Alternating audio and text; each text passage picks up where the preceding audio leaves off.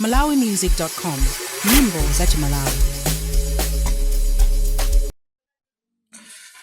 Welcome you wherever you are listening. It's time for us to give you our podcast for today. Your presenter today is Simon Kumwenda.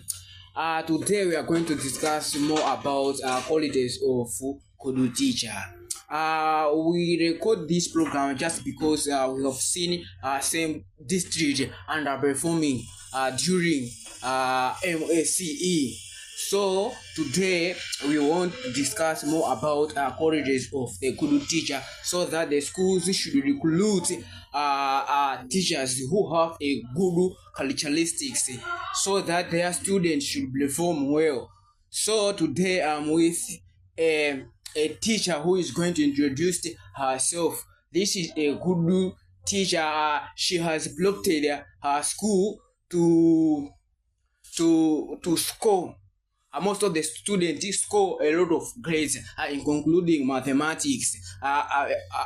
Mathematics is a very big problem that most of the students have. So from this juncture, allow me to welcome you. How are you?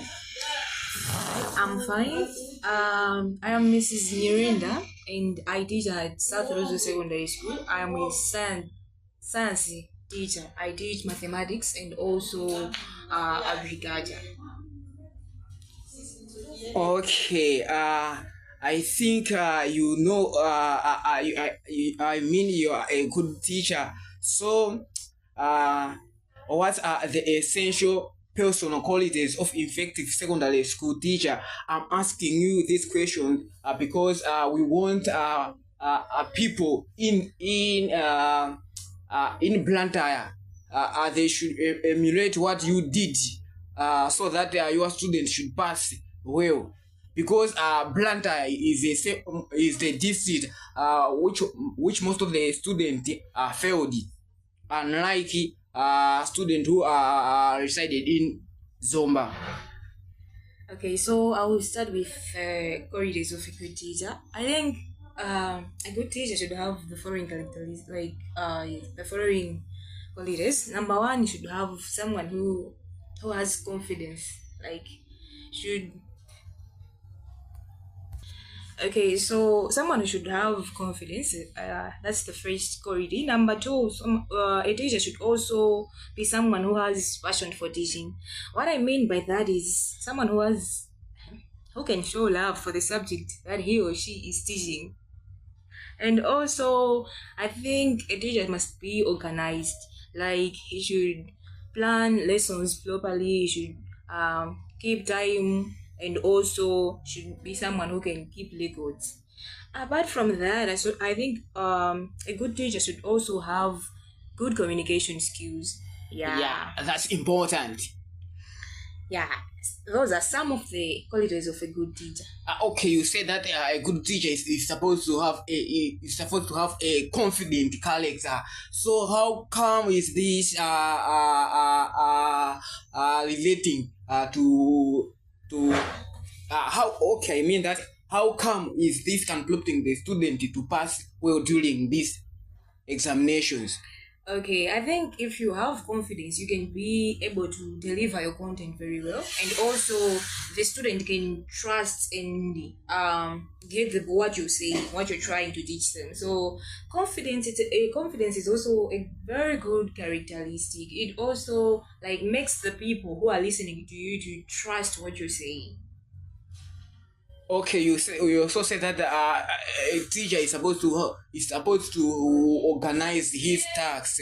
So how come is this prompting the student to score a good grades? Because I'm asking you because most of the teachers have a lesson plan, which guide them to handle their classes. Okay, so yeah, I talked about like lesson planning. If you plan your lessons, it's easy for you to deliver what you wanted to teach.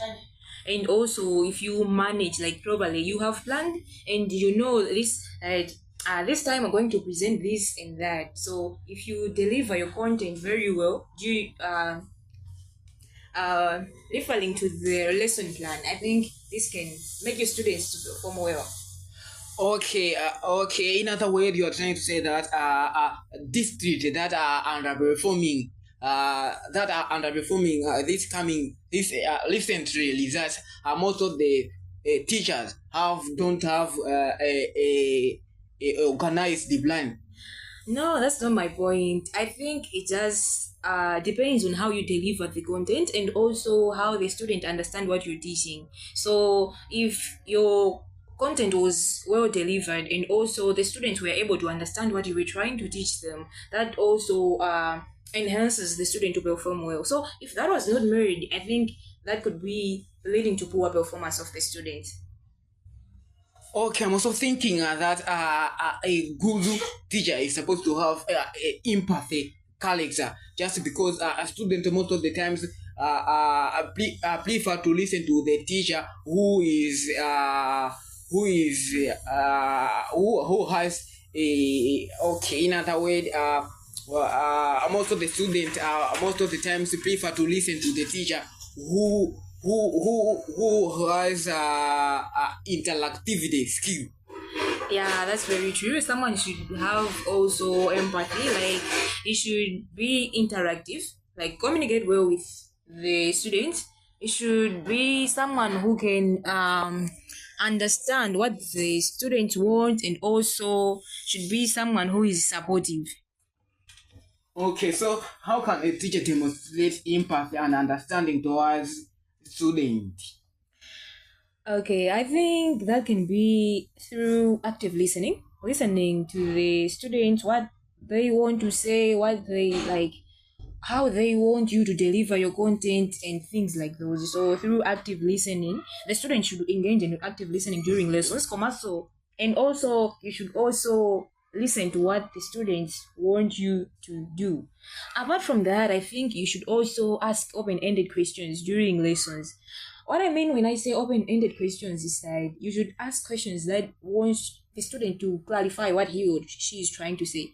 Like questions like how, why, those kind of questions, they help the students to share their thoughts. You know? Yeah, so those are some of the things that a teacher can do. Okay, it is also very essential for the student to observe the point that the teacher is delivering. Yeah, that's very important. Like that's the main aim of teaching.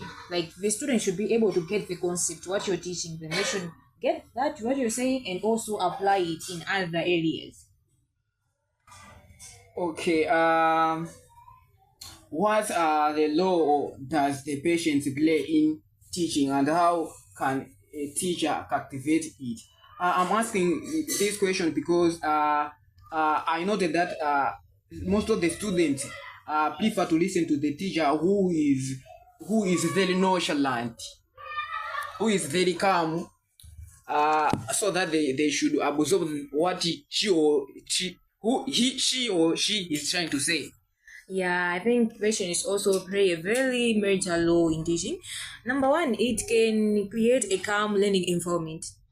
Right? Yeah. So a calm learning environment can enhance that students should be able to get what you are trying to teach. Yeah, that's the first point. Secondly, I think it also patience also has to do with managing classroom behavior. If you are someone who is patient, you can manage your class very well. Apart from that, it can also build a good relationship between you and your students and also with your colleagues, like your fellow teachers. And also it can lead to better classroom management. If you are someone who is patient, like you understand the others and you so it can lead to better classroom management. Okay, in other way, you're trying to say that this has helped you that your students should pass well exams. Yeah, it is also one of the laws like that makes students to pass very well during exams. In other way, you are trying to say that a teacher who is impulsive, his or her student cannot pass well exams. No, okay, passing exams, it's also a big topic on its own. Like there are a lot of things that contribute to someone for that person to pass exams. So it will just depend on the student. Some are very fast, some are fast learners, or some are slow learners. So it will depend with the learners that you're teaching. Are they slow learners? Are they fast learners? According to what the methods that you're using, are the students able to get what you're trying to say? So that will lead to the student to pass very well during an exam. Most of the people outside there, they are saying that your school has a lot of genius people, which is also plotting your school that is also helping your school to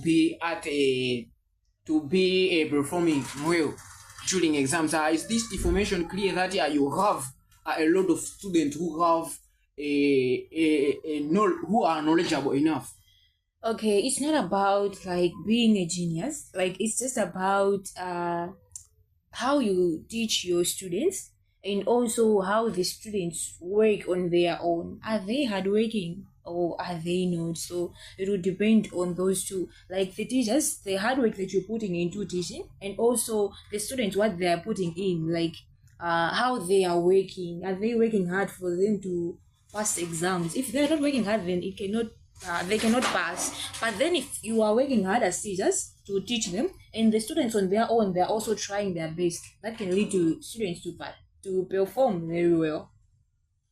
Oh, there is also a certain rumor that you, a teacher, you also use a juju so that the student should pass exams, or you also prefer to use papers that are manable used during the past. Okay, like using previous exam papers. Yes. Okay. Also, they are also saying that you have a connection with the manable officials. They are sharing you questions.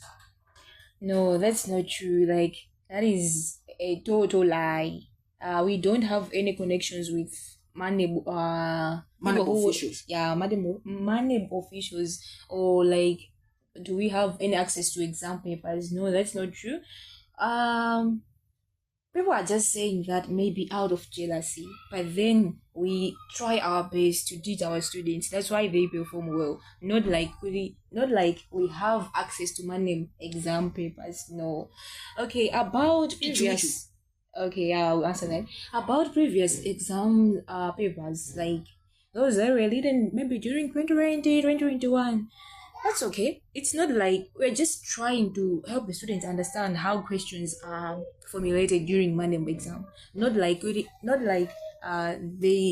are the same questions that are going to be asked. No, we just try to help the students know how questions are formulated. About the juju, no, it's a total lie. We don't do that. Okay. How can a teacher maintain a positive attitude and enthusiasm in classroom? I'm asking you this question because a teacher is supposed to show eagerness when he is in the class, so that the student should be able to learn what he wants to teach that day. Okay, so the way a teacher can maintain positive attitude and enthusiasm in classroom, I think it's by prioritizing physical and mental well-being of the students, and also maybe by engaging hobbies and interests outside classroom, not like just sticking to something that is on the classroom, like something that's in books or what. No, you should also try to engage other things that are outside the classroom, maybe bringing in stories like real life events, things like those. Hobbies of the students, what they like to do, that does not involve school, or that does not involve their exam or something like that. So something that's outside the classroom, he should engage in that, and also he should try to focus on the physical and mental well-being of the students. Okay, we have also noted that a teacher is supposed to use a humor to make the student laugh. Is this necessary that a teacher should do so that the student should absorb what he or she is trying to say? Maybe for some students or for some teachers. I don't know. I've never tried that, but then maybe to other teachers it's true. So I don't know. I don't really know about that, but maybe it can be true. Okay. What are the importance of integrity and professionalism in teaching? I'm asking you this question because it's very essential that teachers